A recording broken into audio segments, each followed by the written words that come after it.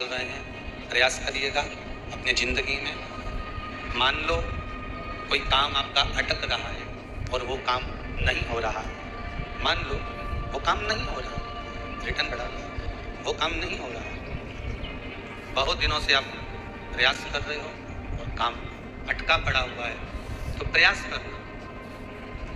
जल के पात्र में थोड़ा सा शहद, गंगा जल उसमें डालकर, ये जो श्राद्ध पक्ष चल रहा है, जिस समय पर जिस श्राद्ध पक्ष के अंतर्गत श्राद्ध पक्ष में एक पात्र में जल लेकर उसमें थोड़ा सा शहद, गंगा जल डालकर भगवान शंकर को कुंदकेश्वर महादेव के नाम से, कौन से महादेव?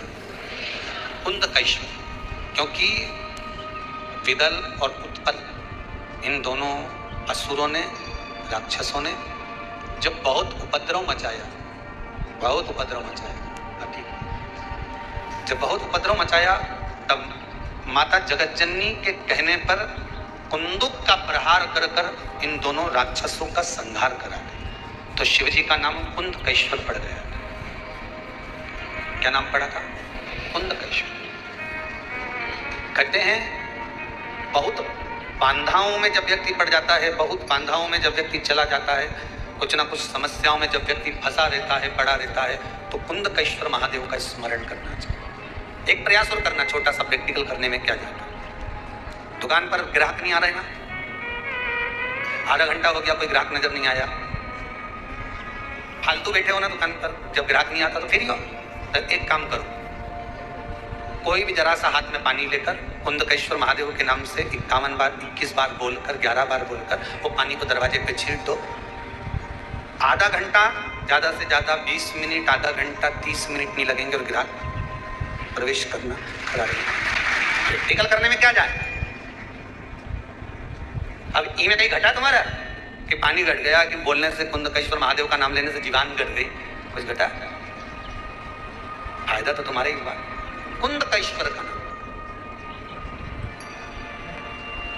कोई काम अटक रहा है, शहद जल के पात्र में डालिए और थोड़ा सा गंगा जल डालकर इसी श्राद्ध पक्ष में किसी भी दिन जब तुम्हारा मन पड़े तब शंकर जी को समर्पित कर और साथ में एक लोटा पानी, एक कलश जल का अलग से लेकर जाओ। जब शहद का जल शंकर जी को समर्पित कर दो, उसके बाद सादा जल शंकर जी को अवश्य समर्पित करके। शहद का जल बांधाओं को हर लेता है, बांधा को हरता है।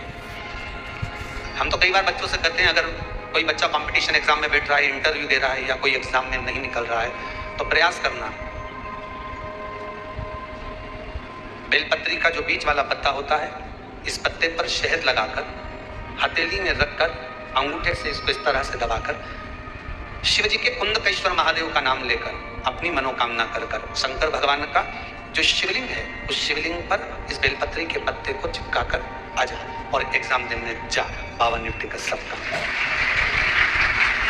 तो किस एग्जाम में बैठ रहा है, कंपटीशन एग्जाम में बैठ रहा है, या इंटरव्यू के लिए जा रहा है, किसी परीक्षा में बैठ रहे हो, या कंपटीशन एग्जाम के अंतर्गत, या इंटरव्यू के लिए जा रहे हो, अपने नौकरी के लिए प्रयास करो। शिव महापुराण के छोटे छोटे जो उपाय शंकर की कथा में हैं, इसमें कोई खर्चा नहीं होता। अभी तक आपने जितनी कथा शिव महापुराण की सुनी होगी, कोई खर्चे का काम बताया हो तो बताना। बस एक ही खर्चे का काम बताया था, वो पिछला वो शिवरात्रि का उत्सव गया, उसमें गुलाब का फूल। अब हमको नहीं मालूम था कि गुलाब इतना महंगा हो जाएगा।